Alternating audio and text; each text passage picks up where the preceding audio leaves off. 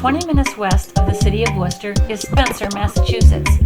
Incorporated in 1753, the town's population was about 12,000 as of the 2010 census and covers 34 square miles.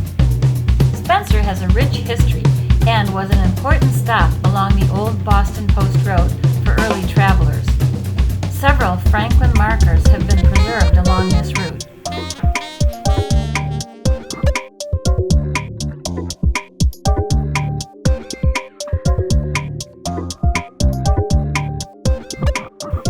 We visited several historic monuments while exploring Spencer, including the Bemis Memorial Park.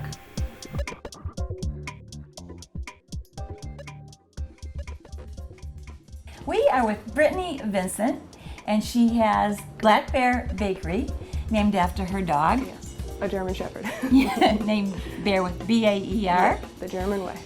And so, how long have you been in business? I'm going on over 3 years now, out of here. And I started off really small. I only do custom orders and farmers markets around. And then a few months ago, I decided to build a cart. My neighbor built a cart out of used pallets. So every Saturday, I open up at 9 o'clock and stock it. And then everybody shows up and I sell out in like an hour and a half. Nice. Yeah. So what kinds of things do you make? Homemade bagels, cinnamon rolls, cookies, brownies, Pop-Tarts are a big special, pies, and hand pies. Oh, wow. Yeah, That's so. neat. And you went to culinary school? Yes, I went to New England Culinary Institute in Vermont from 2009 to 2011, graduated with a culinary degree, worked in restaurants in Florida, South Carolina, Vermont, Massachusetts, and then I had my son, which switched me to baking because of the hours. And then I worked at Birch Tree Bread Company in Worcester and just picked up pastry there, and then I left to open this. So, Excellent. Yeah. Great. It's fun working for yourself. It is. It's So I awesome. hear your stuff is really good. Yes, I make everything from scratch. I use a lot of butter. Butter is key. Fresh ingredients, you know, I use Cabot butter, which is the best, and then King Arthur flour and cowboy chocolate. So everything is excellent. Top shelf. Yeah, I try. I make it with love, so. There you go. It That's shows. the missing ingredient sometimes, right? Yes, definitely. Excellent. So you're going to show us how you make your hand pies today? Yes, so this is the final product. I sell a ton of these. These are actually the blueberry. So these are the blueberries I got from a farm down the road, Pepper Pot Farm. They're huge. Yes, which is they are. awesome. Nice. So I cook them down and I make a filling with them, which is very thick, but it has to be so it doesn't run out. Okay. So then I make pie dough and then I weigh it out. And the key is lots of flour. So it doesn't stick. Yeah, moving it around. Like when you're dealing with big pies, it like you're like bad. Like this is like your best friend, bench scraper. Oh, So I you need one of those. Constantly moving it around, adding flour. A lot of people do the whole chill with their dough, but I don't. And people say the crust is the best part on my pies. So I guess I'm doing something right. But What, is there butter in the crust? Or is it's just butter, flour, and water. No eggs. It's not enriched. There's no milk, no dairy in it. Well, besides the butter, but yeah, and just some salt. I put salt in everything. I feel like that's my culinary piece. Yeah, it keeps things from being too sweet, right? Yeah. More butter. This is egg. Oop. Oh, egg, okay. Yep, because you want to seal it so it doesn't flow out. And then. So how thick, like an eighth of an inch thick? Yep, just about, because it will rip easily just because it's flaky. You know it's flaky when it's hard to work with. And then you just fold it over. That's like a whole cup, or at least over half a cup, right? Of filling. That's a lot. Nice. And then I've done this a million times, so it's like super quick, but you just crimp it around the edges and that's it. And then I always dock it, and then you put it on the pan, brush it, sprinkle sugar on it, and bake it. Brush it with egg again? Yep. And then it makes sugar. this, and this is the final product. Nice. And it's a hand pie. That's what I call it, just because if it comes off, it's portable. Because you eat it with your hands. Yep. It's like, I mean, I have big hands, but. And that's awesome. And that's like, this is my #1 seller besides my cinnamon rolls, which I don't have any today, but. Well, everybody's talking about you around town. They love your stuff. Awesome. So we'll have to try it. Yeah, I actually have, those are for you, and I have some bagels and whoopie pies, and then the Pop-Tarts. Oh. This is a blueberry pie. This is actually for the owner of the farm. He ordered one. So that's Oh my that, goodness. made with these. And it's still warm, but Oh, that Yeah. looks good. awesome. Did you put a little lemon juice in there? Yep, Excellent. yep. Okay. These are boy, these don't look like the ones in the store, that's for sure. They Yeah. are awesome. I do like an assorted mix. I have the blueberry for, just because it's in season. That's a special next week. Brown sugar cinnamon's really popular. Strawberry shortcake, apple spice, lemon, and then raspberry. Nice. Yep. Wow. Debbie's whispering that she's really hungry. And these are the bagels. Yep. My number one flavor is everything, and then I put sea salt on top of that, so I call it, it's plain, but I call it sea salt and cracked pepper. I do Italian herb, basil and garlic, sesame garlic, things like that. And I make all my seasonings from scratch. Do you? Yeah. So. Wow. I'm so glad I don't live next door because I wouldn't be able to get in and out of the door. That's what people keep saying.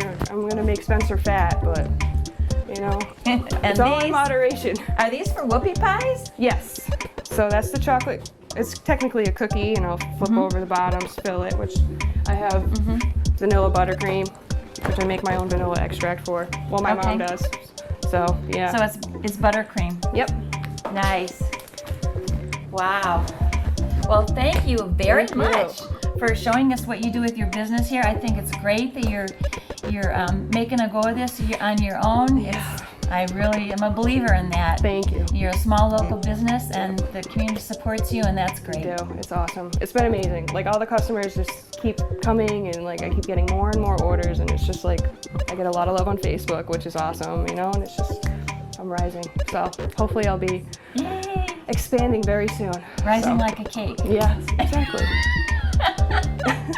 Oh, Debbie's disgusted. Ready? Ready.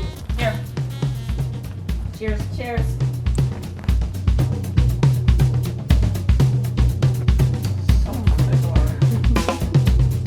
That is so amazing. I'm speechless. That's very hard. Thanks, Debbie. Thank you. So it's sweet, but there's a lot of filling in it. Oh, Brittany. I'm in heaven. Awesome. I'm in absolute heaven.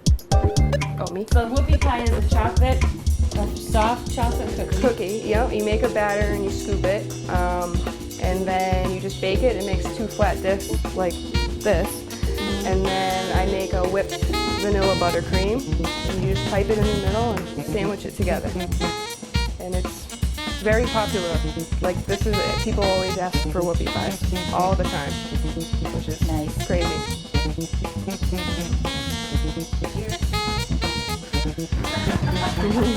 She wanted to just go right to the food.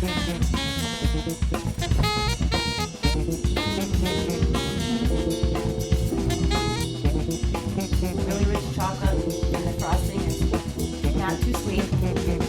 It's amazing. Very good. Well, thank you very much. Thank Brittany. you. It was really great to meet It was you. nice to meet you too.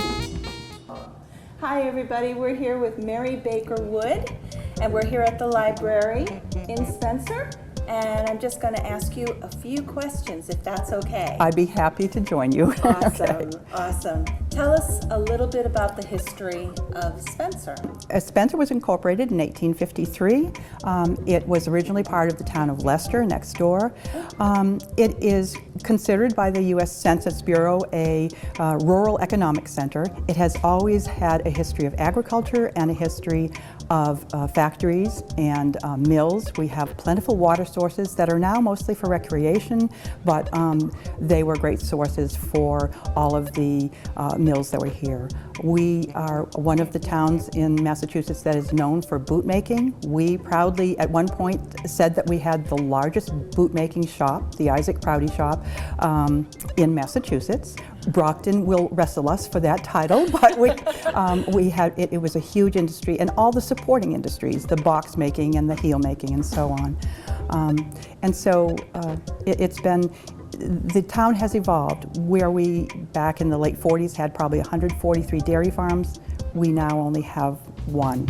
And the mills, of course, have all gone, the similar history to many towns in Massachusetts. The mills are gone. The big mill that was in the center of the town was taken down in the 1960s. So now we're trying to figure out a new identity for ourselves. Okay. What type of mills were here? It was, we had grist mills, fulling mills, all the kinds of things. A lot of them were on the streams. We have a lot of waterways that were either dammed up purposely or that are natural waterways. So it was the typical kind of small mill businesses that occurred. And then we had the larger boot-making factories. We also are known for the wire manufacturing. We actually have a portion of Spencer called Wire Village. My family has come from there. I've done a lot of research into the history.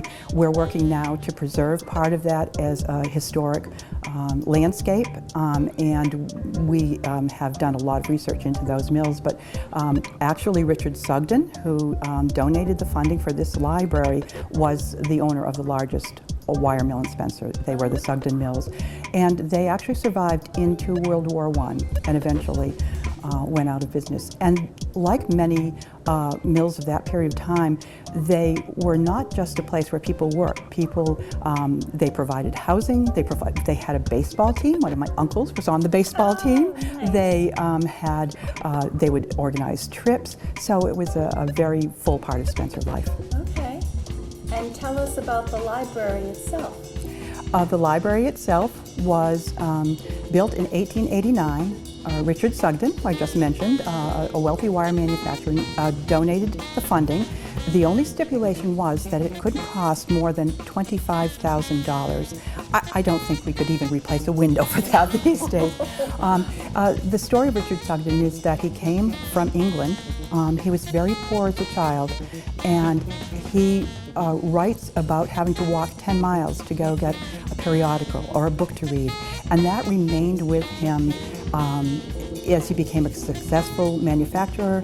And so when he donated the funding for the library, he really wanted a place where many of his factory people could come, not get into trouble on their spare time. So it was truly a passion. We have a portrait of him downstairs, and he really was one of those benefactors who existed at that period of time, who took the funding that they had, the money they had, the wealth they had, and put it into their town. At the same town meeting, Luther Hill donated land for the public park, and David Prouty for our high school, both of which are still here today. Wow. I wish we still had those folks around. Yeah, absolutely. Yeah, and the library has gone on to go through all of the changes. We have history of when it was electrified, when the WPA during World War II, there was a lot of work done here on it. Interestingly, when we did a renovation project in 1996, we found that the original building, the trusses had actually failed because it's got such a heavy slate roof. So the project, if you see your rear entry, is actually a buttress. I was library director for 26 years, and then I happily passed the torch to Cheryl, who has done an amazing job with it. But we, over the period of time, modernized. There are articles about the excitement when we first got record albums. I was here when we started circulating DVDs, when we went to computerized systems. And with the help of, in Massachusetts, we have a very rich history of support for libraries through the library Board of Library Commissioners, and so we were given that help to really bring us into the 21st century when all of the and so libraries have really now evolved into the place where we first came for the technology when things were still new. We're the place we've become meeting places. We've become social service centers. All of this has evolved, and I'm very proud of the library in Spencer, and I'm very proud of the whole generations of people who worked here and who supported this. It's a wonderful history.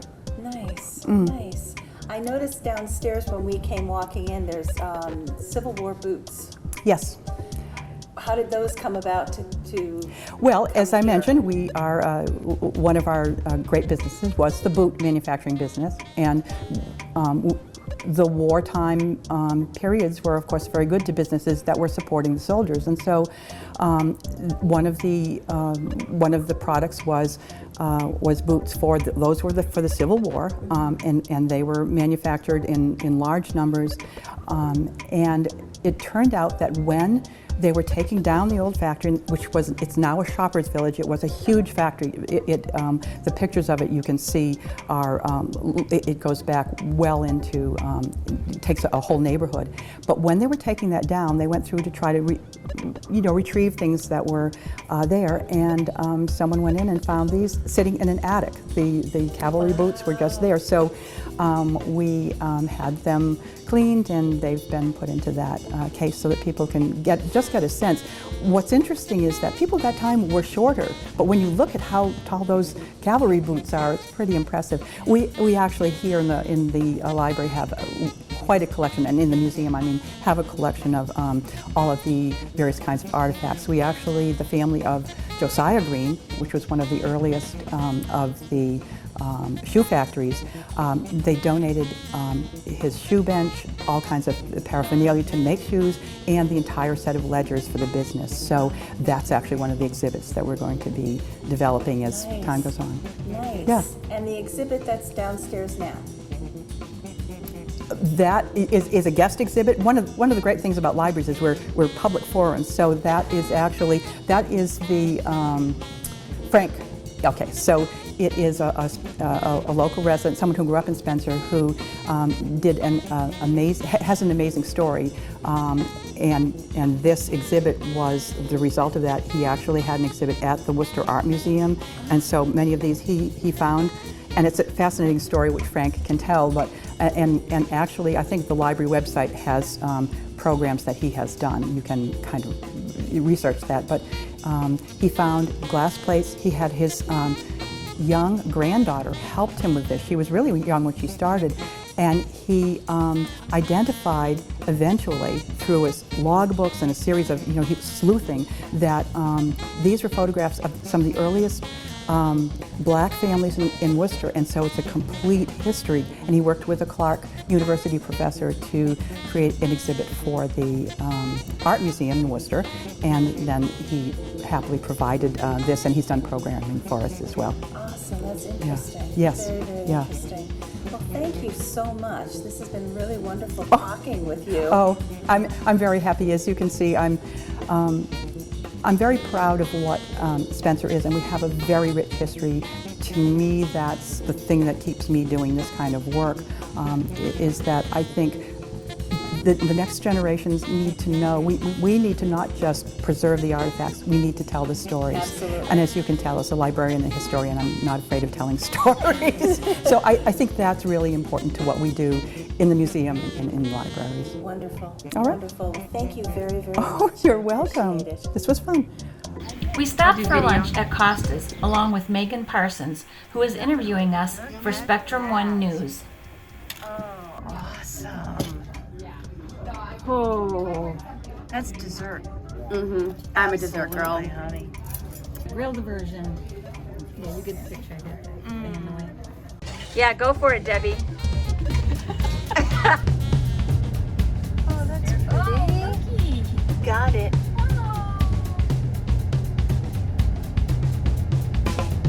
Well, this has got to be the state park. Must be the park. House State Park. Yep. Spencer State Forest.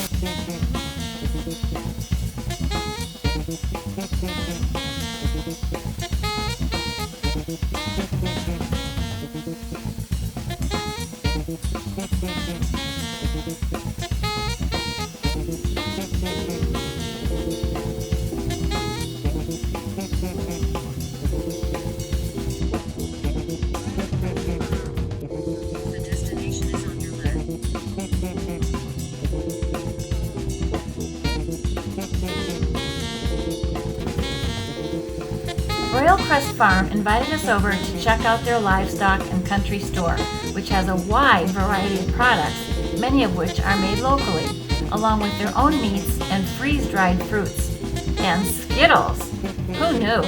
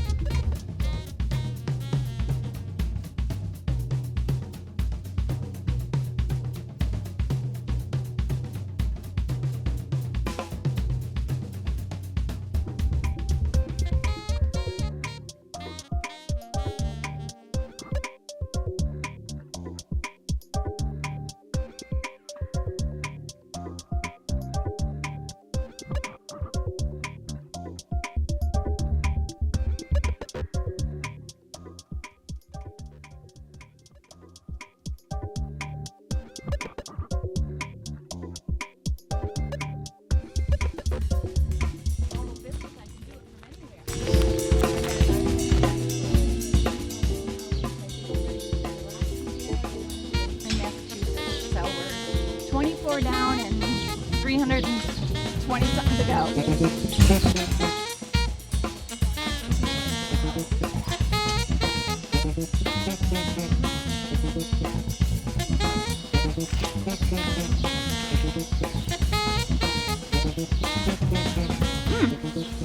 Like the bananas you can take and grind into a powder and put it in your recipes. Tastes like peaches. And you don't put anything on it? No, nothing at all. Wow. Amy, owner of the Spencer Country Inn, invited us over to give us a tour of this historic building. Turned into this huge dairy farm. It went all the way past our high school in Spencer. Wow. So it went all the way down there. So he petitioned the state to move Route 9 to that side so that his cows would not be in the way, which now with weddings I appreciate. Wow. So this was the original Benjamin Franklin marker, and you can see when we bought the property, it had burned. It was sitting in the midst of rubble. Oh. So they moved it to the other side just to make it easier for parking. This was the dairy farm's calendar. So when it was a working dairy farm, his father built a house up on the top behind our high school. It was, 18 bedrooms, 3 ballrooms. They were from New York and they owned a department store. This gentleman right here, his son was one of our carpenters who helped come through and do everything. He was the farm manager for Sibley's. So he had saved all this paperwork. Yeah.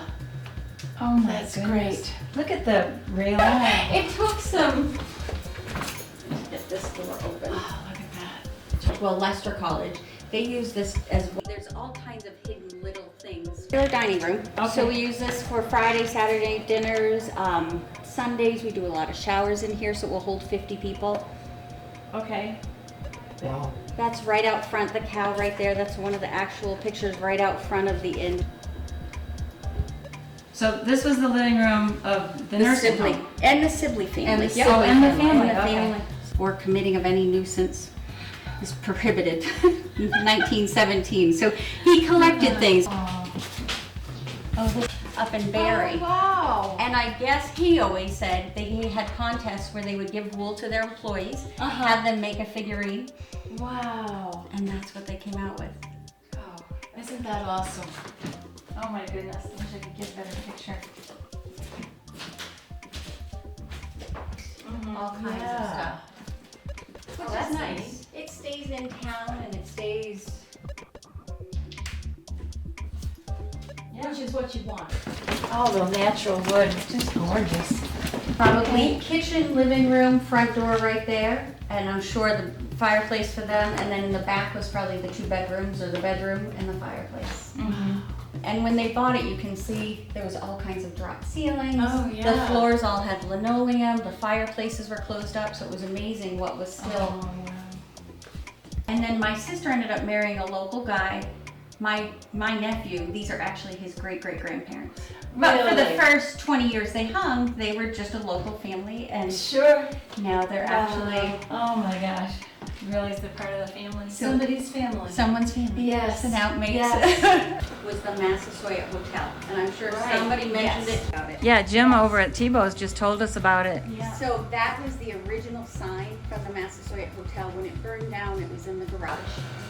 And so Mrs. Quinn brought it up so that we could hang it up here and know that it would always. Right. And then this was the Nice. owner, Nate Quinn. That's his spur, and that was found out in the ruins of the fire when it burned.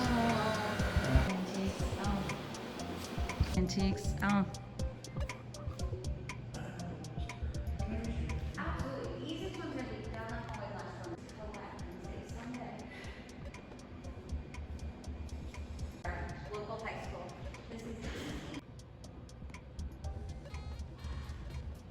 This is Uh-huh. And this was their corner cabinet. And Oh, that's so beautiful. My dad was doing an auction, and it came up, and it went through the auction, and he bought it and said, just bring it right to the corner. Wow. Yeah, that's beautiful. Look at the lamps up there. You can. Huh. Victory Loop. Our day ended with dinner at the Black and White Grille and Pizzeria. We were told not to miss the Godfather Pizza.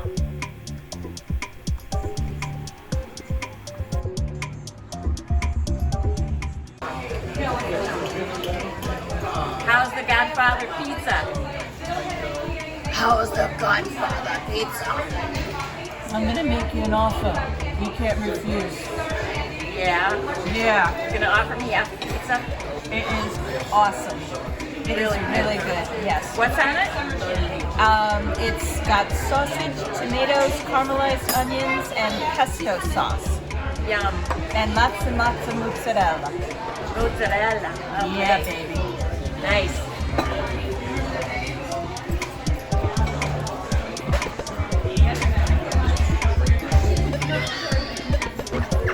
Don't be self-conscious or anything.